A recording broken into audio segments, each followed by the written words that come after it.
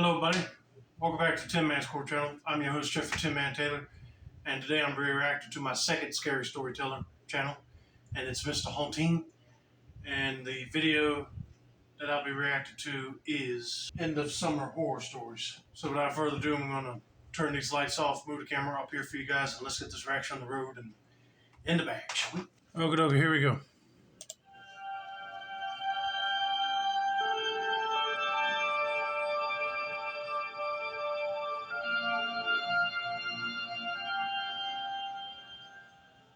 It was the last weekend of August when Tyler and his three friends decided to squeeze in one more camping trip before summer ended. Right. The destination was Lake Harlow, a quiet body of water surrounded by dense pine forest, the kind of place people said was peaceful, but also whispered about when the sun went down. To be honest with you, that sounds like a place I wouldn't mind traveling to, but when it gets dark, I definitely don't want to find out what mysterious stuff's happening there. And plus, you definitely don't want to go to a place where you might get mugged. They set up camp along the shoreline, built a fire, and watched the sunset bleed into the water. The night air carried that subtle bite of autumn, the signal that summer was fading. By midnight, the fire had burned low. Tyler's friends were either half asleep in their tents or murmuring lazily around the dying embers. But Tyler wasn't tired. Something caught his eye across the lake, an orange flicker, faint but steady, deep within the trees. Oh dang, I'll be wondering, is that orange flicker someone carrying a flashlight, or is there something paranormal going on near that lake in the woods? At first, he thought it was just another camper, but then he remembered something his older brother once told him. No one camped on that side of the lake anymore. Years ago, an old hunting cabin had burned down there under strange circumstances. People said a family was inside when it caught fire. Oh dang. But the official report listed the place as abandoned. After that, locals stayed away. Tyler couldn't shake the thought. The longer he stared, the more the light seemed to beckon him. You see, this is why I don't like hearing people talking about rumors like this, because they don't know if there was family in that cabin, but then the official report says it was abandoned and it got burned down. Who do you believe? The townsfolk or the fire investigator person? But if there was a family in that cabin, I'll be sad to hear that. Against his better judgment, he grabbed his flashlight and told his half-conscious friend, "Be right back." The friend mumbled something incoherent, already drifting off. The forest was different at night. The air was colder, heavier. The chorus of crickets and frogs that had been so loud by the water went silent the deeper Tyler went. Even his footsteps seemed swallowed by the darkness. After 10 minutes, he reached the ruins of the cabin. It was blackened and half-collapsed, just as his brother had described. But there, on a rotting wooden table in the center, sat a lantern. Its flame flickered steadily, casting long shadows across the charred walls. Tyler froze. The lantern wasn't modern, it was old-fashioned, the kind with a glass dome and metal handle. He took a cautious step closer. That's when he saw her. A woman stood in the far corner. Her skin was pale and cracked like scorched paper. Oh heck no. At first I'll be thinking, is this a homeless lady that's living in the ruins of this old cabin? But then if he described her having pale skin and it was cracked almost like scorched paper, then that would make me think she's the ghost of a woman that lived there probably. That is creepy. Her hair singed at the ends. The smell of smoke filled the air though nothing burned. Her eyes fixed on Tyler, wide and unblinking, reflecting the lantern light. Tyler's throat tightened. He wanted to run, but his legs felt locked. The woman tilted her head, her voice a low, rasping whisper. "It's not over. Summer never ends for me." Tyler stumbled backward, his flashlight slipping from his hand and clattering across the floor. The beam spun wildly, illuminating her face more clearly. Her lips blistered, teeth blackened, but smiling as if she'd been waiting for him. He bolted. Branches tore at his arms. Roots nearly tripped him, but adrenaline carried him back through the woods. His lungs burned, his chest heaved, and behind him he thought he heard the faint sound of footsteps, and her whispering words repeating over and over, "Summer never ends for me. Summer never ends." He burst out of the trees onto the shoreline, collapsing by the fire.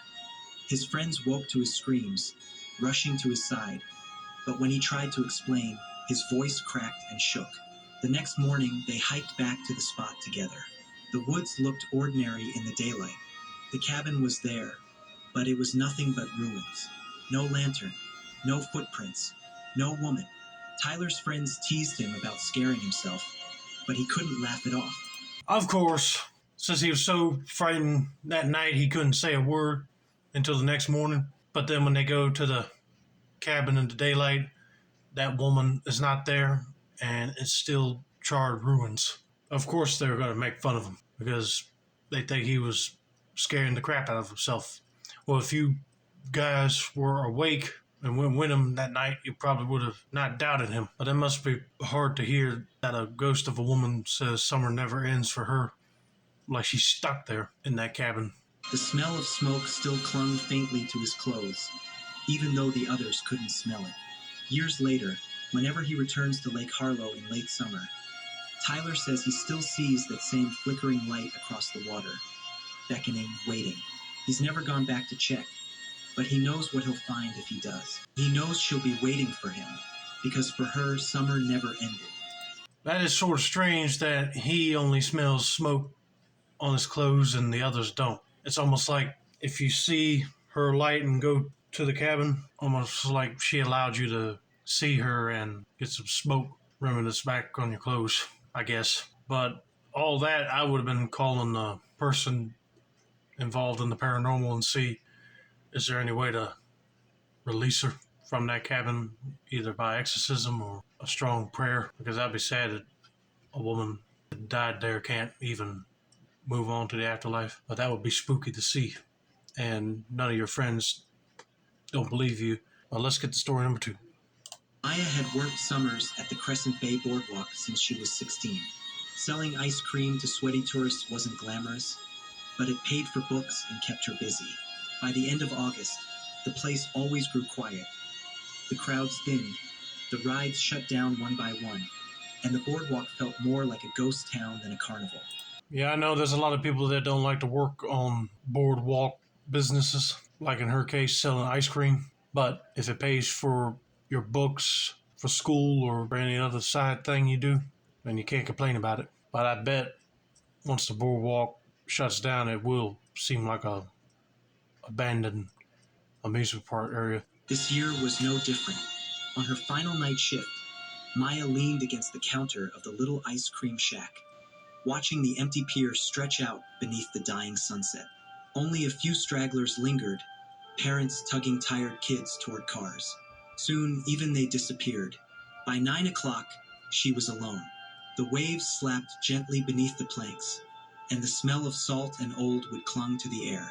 Maya closed the cash drawer, wiped down the counter, and began pulling down the shutters. That's when she heard it. Faint music drifting on the wind. Carousel tune. Her head snapped up. That was impossible. The boardwalk carousel had been shut down days ago, its power cut, the ride roped off with a chain. Yet the music floated down the pier, soft but distinct, carried by the sea breeze. At first, she told herself it had to be some tourist's ringtone, or maybe a recording from one of the game stalls. Yeah, you would think that, but me personally, sounds like to me that it's either a glitch in one of the gaming stall areas or somebody's playing music off of their phone just to scare the crap out of you for no reason at all. But let's just see what Maya here discovers. But curiosity gnawed at her. She stepped out of the shack, locked the door, and followed the sound. The further she walked, the clearer it became. The delicate notes of a calliope warped slightly, like an old record spinning too slow. The hairs rose on her arms. When she reached the carousel, her stomach dropped. It was moving. The painted horses bobbed up and down, their chipped faces lit by the golden glow of bare bulbs that should have been dark. The ride creaked and whined, spinning lazily in the moonlight. And the seats weren't empty. Children sat on the horses, pale, stiff children with blank eyes staring straight ahead.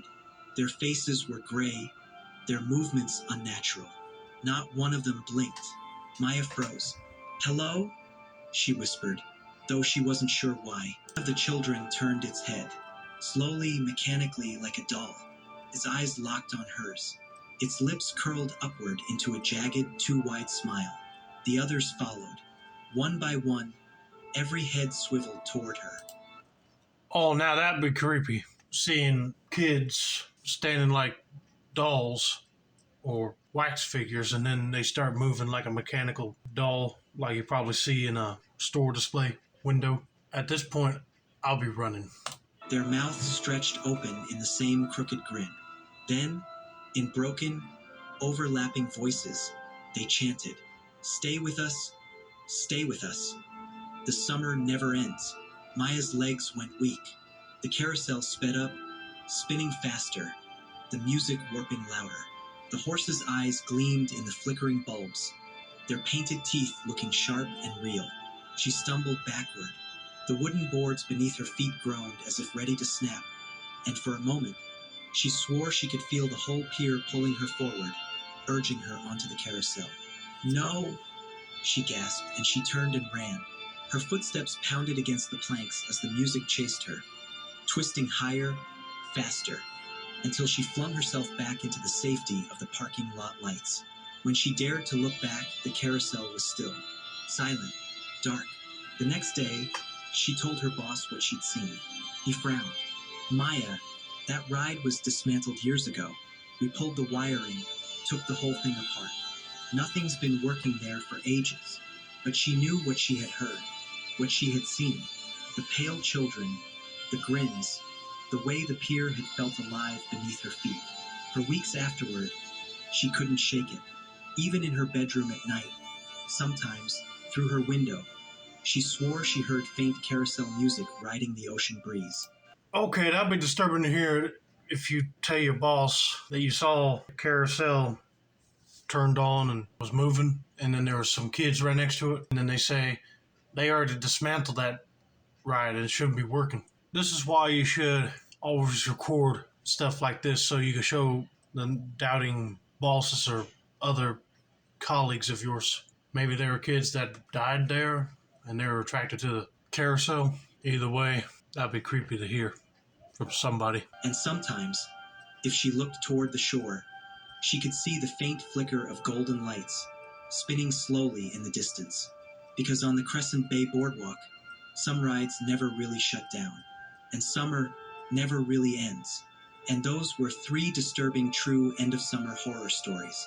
As the warm nights fade and autumn creeps in, remember, summer doesn't always end for everyone. Mr. Haunton said 3 stories, and he only had 2 in the video, so apparently he forgot one because I was looking in the description and he had a 3rd story listed in there. But those other 2 are already creepy enough to listen to. But also, that would be kind of disturbing that you keep hearing the carousel music when you go back home and look out your window and see it moving with the lights on. But anyway, I hope you guys enjoyed this video. Don't forget to like, subscribe, turn on post notifications for more Mr. Haunting related content like this. This has been another successful solving of the Tin Man Score channel. I'm your host, Jeffrey Tin Man Taylor. I said that's a wrap. Have a nice day.